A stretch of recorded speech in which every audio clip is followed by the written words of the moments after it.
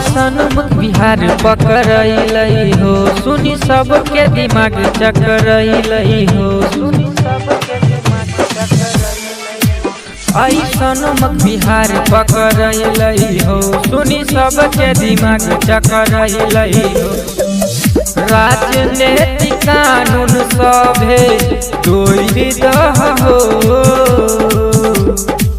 मनीषा भैया के रुपया लेके छोड़ दहो, मनीषा भैया के रुपया लेके छोड़ दहो। मनीषा भैया के रुपया लेके छोड़ दहो।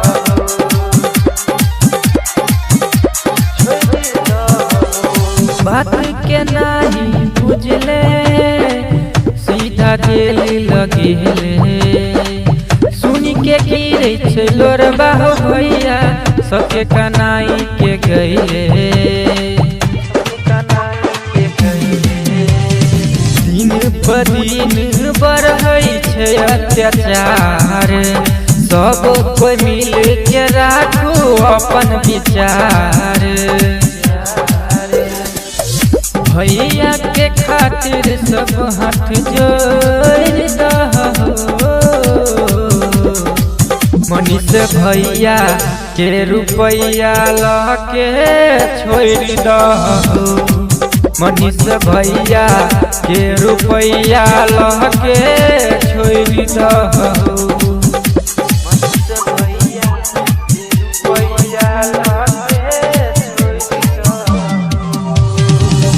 रिकॉर्डिंग बाय आर्यन म्यूजिक बड़े साँच के देखबै छल सच तक खबर, पुलिस पकड़ के सुना लके ले जबर। अजय आशिक के भैया सुन गाना के, राइटर संजय उमेश कहैया जमाना के। भीज गेल अखिया सबके लोर पोछ हो, मनीषा भैया के रुपया लेके छोड़ दहो, मनीषा भैया के रुपया लेके छोड़ दहो। Recording by Sanjay Sania.